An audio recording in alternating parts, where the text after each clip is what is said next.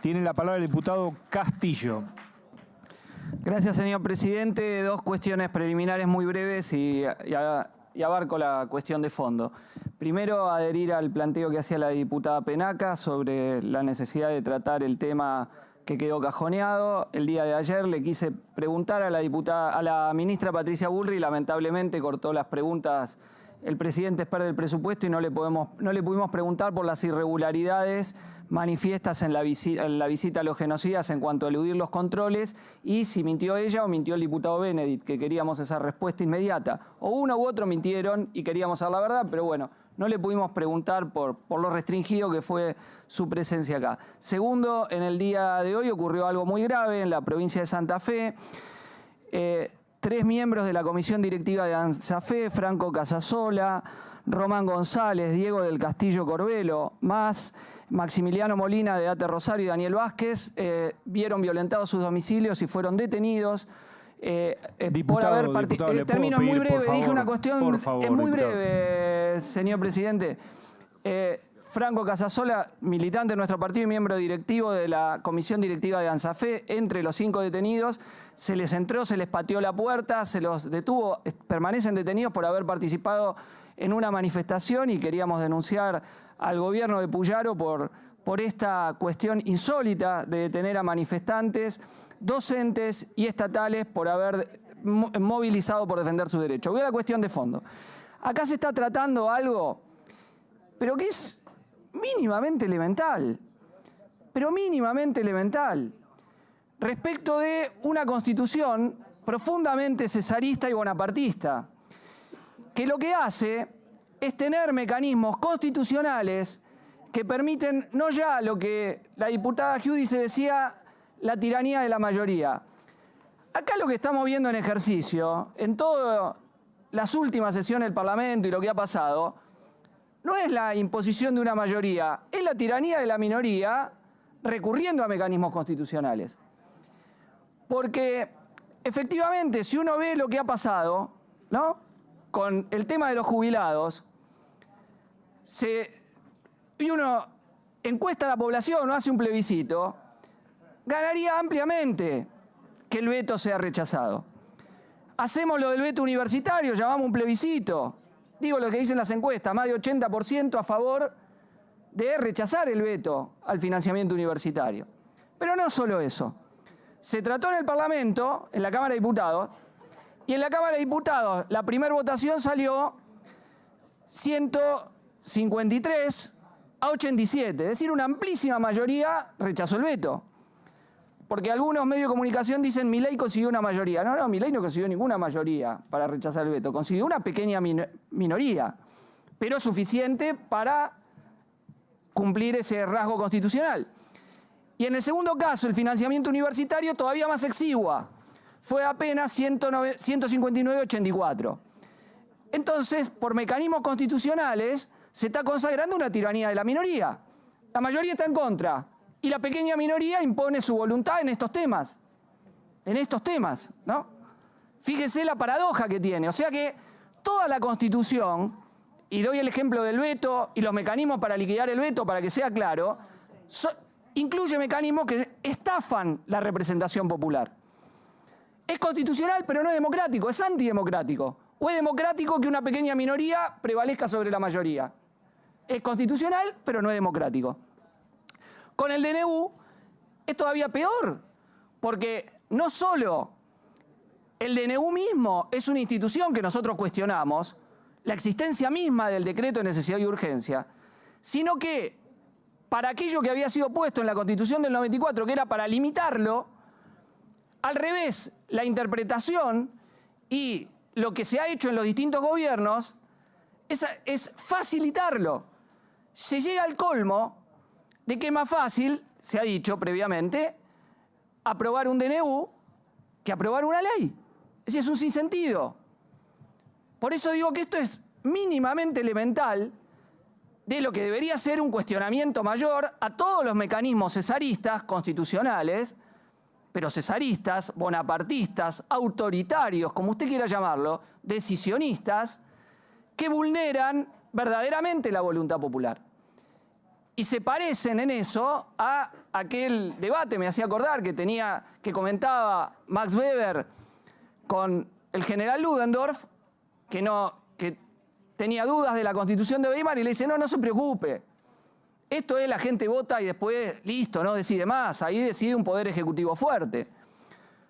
Bueno, en el caso de nuestra Constitución, tomado de la Constitución norteamericana, se sabe, no modificado en la Constitución del 94, esta fuerte impronta presidencialista que permite que el Poder Ejecutivo haga y deshaga lo que quiere y que esto sea frecuentemente una ficción. Una ficción, que es democrático. No. En el capitalismo en general, la democracia tiene elementos ficcionales, es decir, porque no se puede discutir sobre la economía, es decir, es una democracia restringida, limitada, etc. Y en las presidencialistas mucho más. Se saca al pueblo de las decisiones, el pueblo no decide. El pueblo no decide. Y frecuentemente ni siquiera cumplen eso que ellos dicen, sus representantes son de cartón, veto. Consigo un poco de favor y listo, y gobierno a veto limpio. Entonces, hay una cuestión de coyuntura, si se quiere, con un presidente que se cree un monarca y que viene actuando como si fuera un monarca.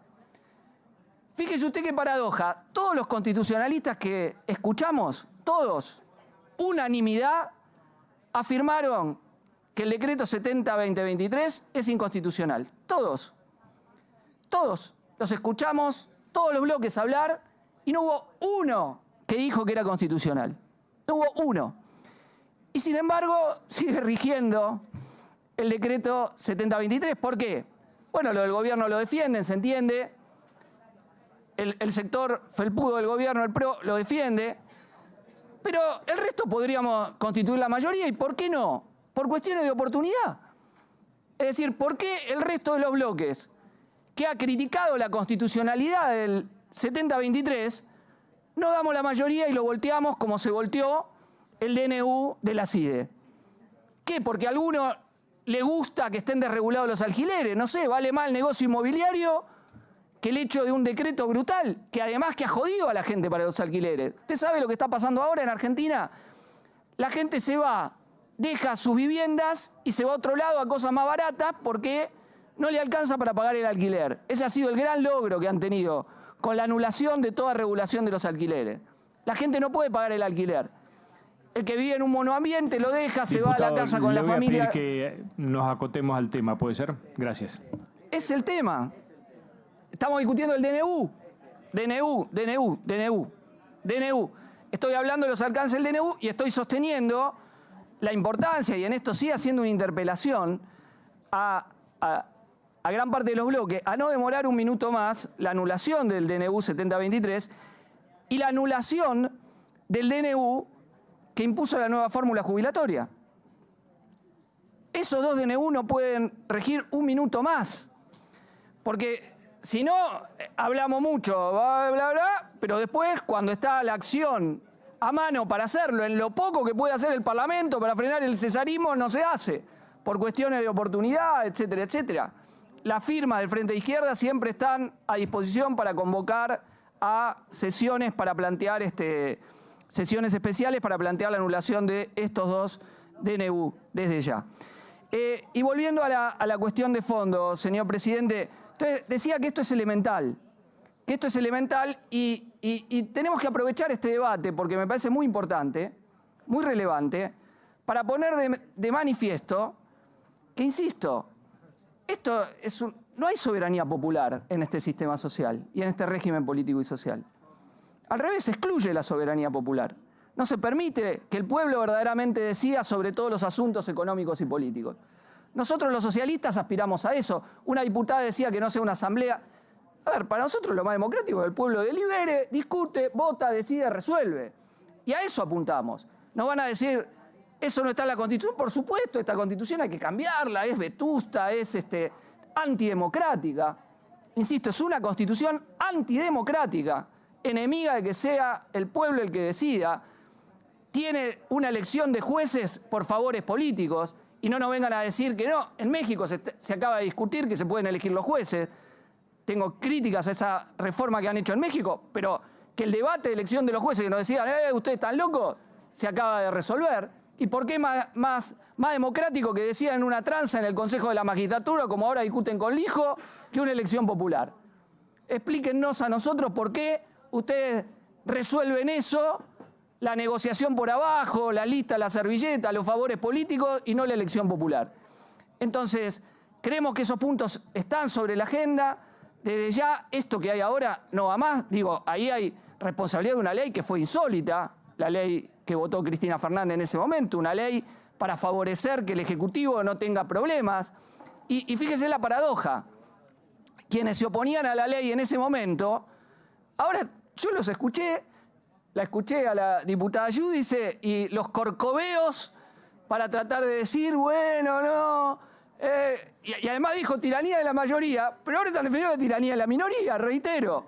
Porque tiranía de la mayoría, bueno, a mí no me gustan nunca las tiranías, pero discutamos, no es mayoría. Pero en ese caso es minoría, y está defendiendo, insisto, la tiranía de la minoría y el corcoveo para que no se avance en ningún debate. Era muy gracioso, ¿no? Si no fuera que es jorobado, porque esas decisiones tomadas por DNU le joden la vida a la mayoría de la población, al que tiene que pagar una prepaga, insisto, al que tiene que alquilar, ¿no? A quienes han sufrido las consecuencias de ese DNU infausto, que espero que podamos anular más temprano que tarde. Muchas gracias, señor presidente. Muchas gracias, diputado Castillo.